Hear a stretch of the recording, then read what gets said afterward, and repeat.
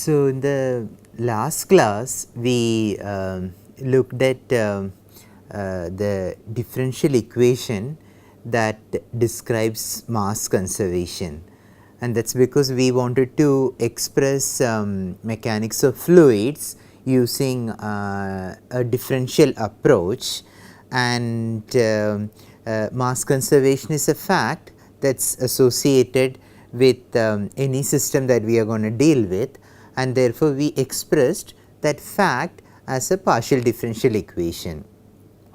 And when we did that, we basically had two variables in that system.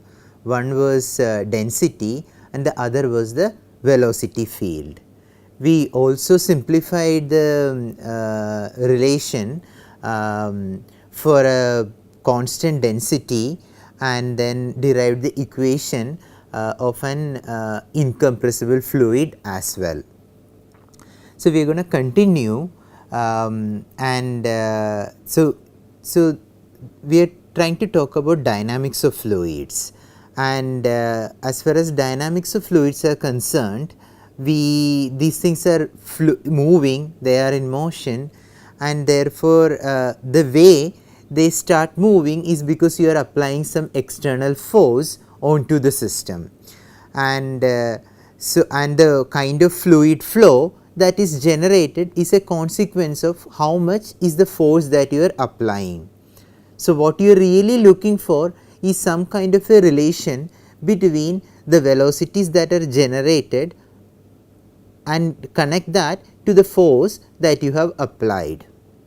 Now, for simple systems, like for example, if you are throwing a stone, you know how to write down the velocity of the stone at every point. You will actually write down the Newton's second law, which is nothing but force is equal to mass into acceleration, and if you know the force, you can calculate what is the acceleration, and therefore, you will know what is the velocity at any instant of time. So, we need something very similar, okay, a corresponding expression, but for fluid flow, and also we need to do it in an Eulerian frame, because we are going to look at velocity at every point in space and in time, and we want to talk about forces acting at a particular point and see what is the kind of velocities that are generated. So, that is what we are going to look at. Okay.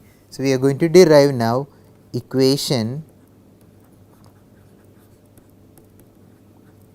of linear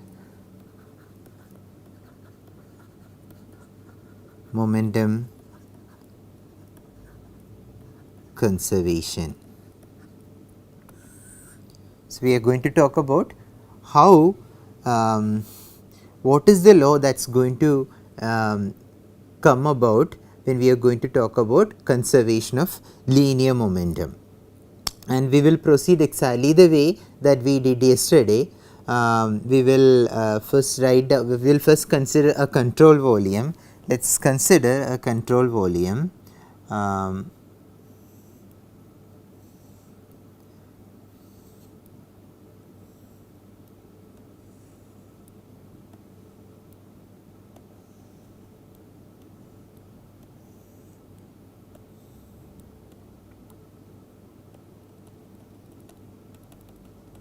Okay. So, that is a control volume, and let us say that we are going to fix it at the origin of our coordinate system. So, that is the coordinate system. So, we will choose x, y and z. Okay. So, this length is dx, that length is dy, and this length is dz. So, these are the three lengths, and what we are going to say is that the fluid actually has a density rho. So, rho is the density of the fluid, and rho is the density of the fluid, and let us say v is the velocity of the fluid. So, it is a velocity field, okay. So, which varies at x, y, z and time. And what we need to do now is that we will find out how much is the momentum that's going into the system and how much is the momentum that's going out of the system, and whatever is left out will give rise to the accumulation. So, just the way we proceeded yesterday, we will actually talk about momentum in and out through each phase.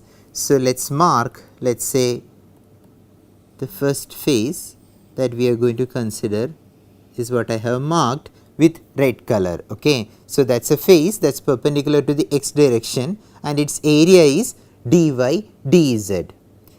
So, what is the momentum that is associated with the fluid? So, we need to get, let us say, momentum flux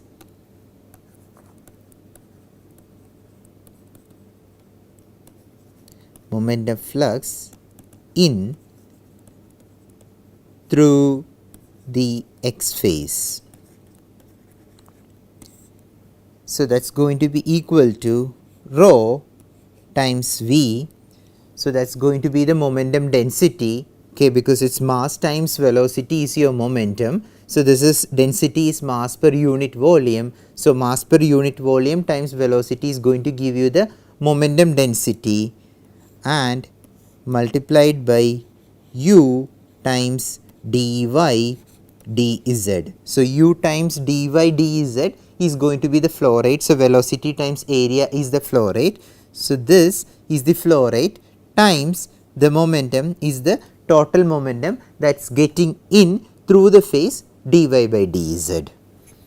And what will be the momentum that is out through the other phase, let us say the phase that I mark it as green. Okay. Again we can use the Taylor series expansion and say that the out momentum is going to be del by del x of rho v u times, or should really write it as rho v u times dy dz plus del by del x of rho v u times dx dy dz. Okay. So, that is rho. So, the first term, so we are expanding about the first term and then writing down what is the momentum that is going out. So, similarly we can do it for each phase. So, let us do that. So, let us say phase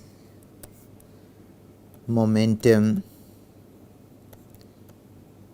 flux in, momentum flux out, and the difference which is in minus out. So, as far as the x phase is concerned, we just calculated that the momentum in is rho v times u into dy dz. The momentum out is rho v u plus del by del x of rho v u dx times dy dz, and therefore, the difference is minus del by del x of rho v u times dy dz. Okay, here we have multiplied it with u because u is the velocity component of velocity that is in the x direction. Now, we can do the same thing for the y phase. So, let us look at the y phase now. So, the y phase is the momentum that is entering from the bottom and then the momentum that is going above from the top. So, similar calculation. So, it is going to be rho v is the momentum density times the flow rate in the upward y direction, which is v times dx dz. Out will be rho v times v plus del by del y of rho v times dy into dx dz. and therefore the difference is minus del by del y of rho v times dx dy dz dx, and in the z direction it's going to be rho v times w into dx dy, and out would be rho v w plus del by del z of rho v w dz times dx dy, and therefore the difference would be minus del by del z of rho v w dx dy dz. Okay. So, this is the quantity that is interesting to us, because that tells you what is the momentum in minus momentum out, and the momentum in minus momentum out should be equal to the rate of change of momentum in that particular volume. So, if there is in is not equal to out, that means the momentum of the fluid in that particular volume is going to be changed, and we know how to do that.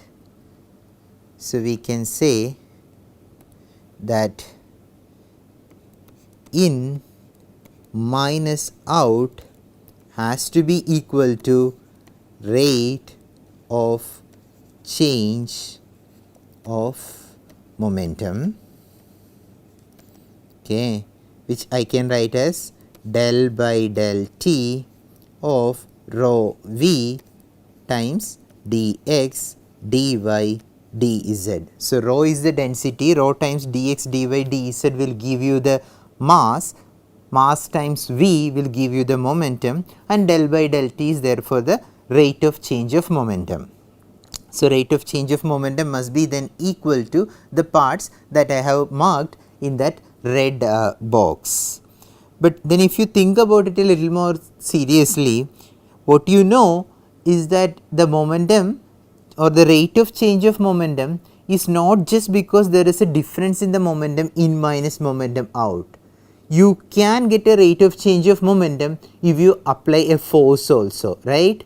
So, for example, if something is moving with a certain momentum and if you apply a force, you are actually going to change its momentum. So, the rate of change of momentum is not just equal to in minus out, it actually has to be also equal to the total forces acting on that fluid element.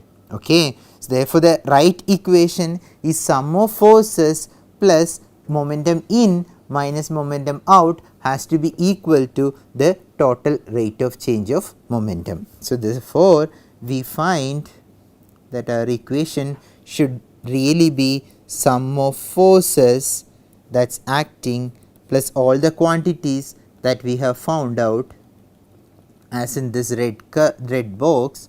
So, I will write that down. So, it is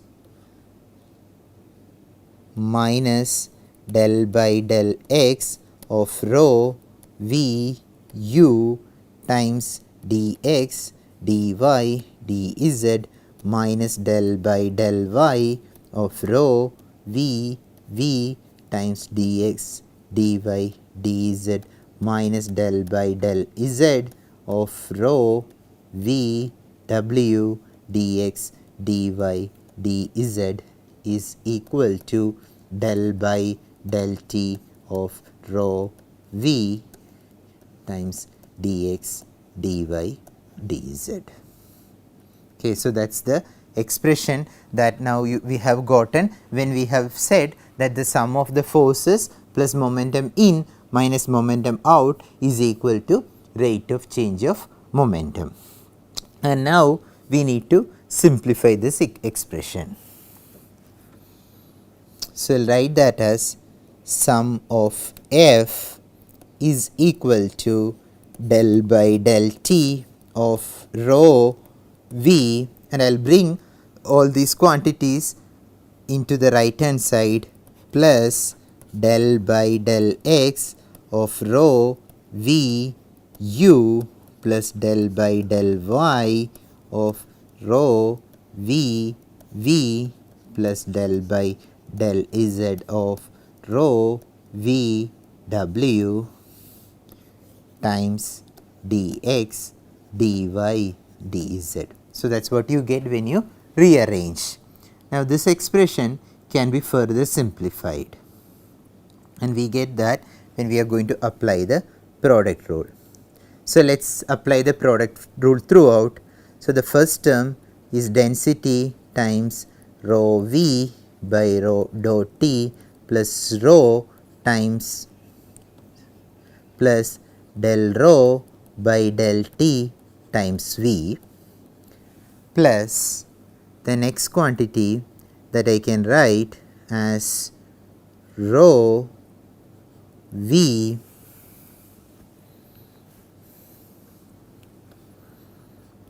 so I'll put rho and u together. Okay, so del by del x of rho u times v plus del v by del x times rho u. So, that is just the product rule of this particular term, okay, and so on, plus del by del y of rho v times v plus rho v times del v by del y plus the last term del by del z of rho w plus rho times v plus rho w into del v by del z times dx dy dz.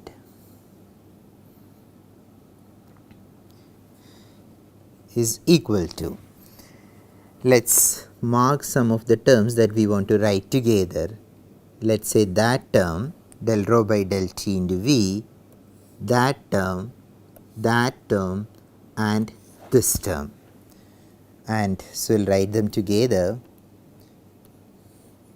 And other term, so okay, let us write del rho by del t plus del by del x of rho u plus del by del y of rho v plus del by del z of rho w times v. So, those are the terms that I have used in red, plus other terms rho times dou v by dou t plus rho u times dou v by dou x plus rho v times dou v by dou y plus rho w times rho v by dou z. Okay, so these are the terms that are underlined as red in the above expression and other terms. Now, what is this term in this square bracket that I have put? That is nothing but continuity equation. So, if you look at your notes, it is essentially del rho by del t plus divergence of rho v, okay, and we know that that quantity is actually equal to 0. So, for this term does not exist, and only term that we end up is equal to rho times dou v by dou t plus u dou v by dou x plus v dou v by dou y plus w dou v by dou z. Okay. So, that is nothing but the total derivative, the material derivative of velocity which we had shown. So, that is nothing but is equal to rho times dou v by dou t plus v dot grad v. So, that is a nicer way to write it if you like, and that is equal to what is on the left hand side? On the left hand side it is basically the total force. So, I will write that is equal to total force acting. Oh, of course, I forgot a dx dy dz, that is multiplying the. Okay. So, that is where we have ended up with. So, now we need to talk about the forces acting on the fluid element. The forces can be actually two types. Okay. One is called body forces and the other is called surface forces. So, when I say body forces, okay, it is an external force that acts on the entire or the force that depends on the volume of the fluid element that you are looking at, and you know one such force, for example gravity. Okay, gravity depends upon what is the amount of the fluid that you are looking at, and here it is obvious that if I take dx dy dz to the left hand side, I really need what is the force density or the force acting per unit volume, and the force acting per unit volume is nothing but rho times g. Okay. So, the really the force is m times g, but if you are talking about the force per unit volume, it is rho times g. Okay. So, rho g is the force that is going to come up as a body force. Now, surface forces are the force that acts on the surfaces, okay, of the fluid element. So, if you have, let us say, let us look at the same fluid element, I will make another diagram.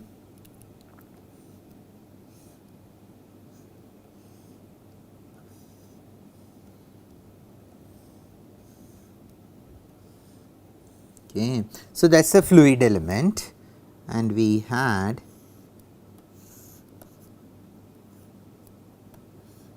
it as x, y, which is different coordinate system, x, y, z. Okay.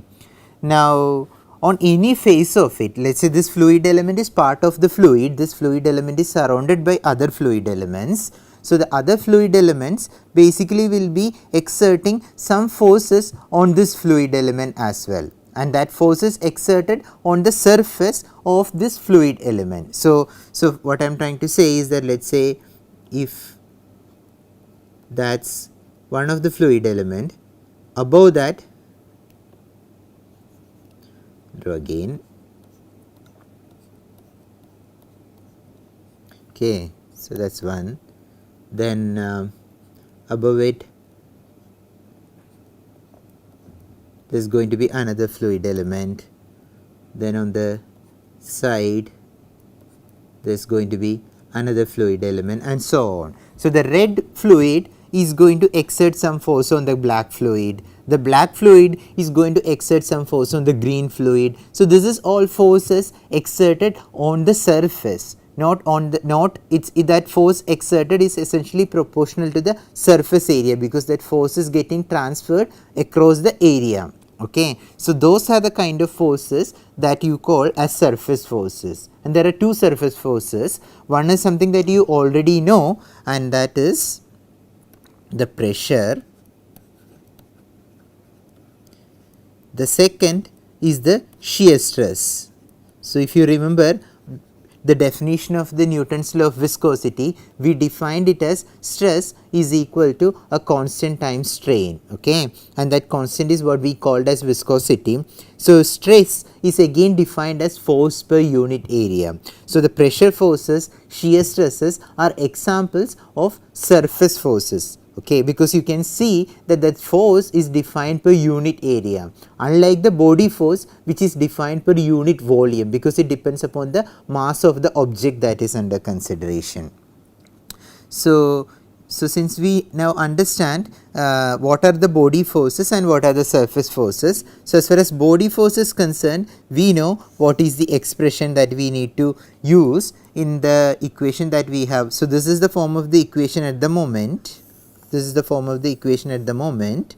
Okay. So, the left hand side we have simply written it as total forces, but we need to be more explicit about it. So, rho g is the body force contribution that is going to go into the sum of F, and then we need to find out what is the form of surface forces that should go in the expression for capital F.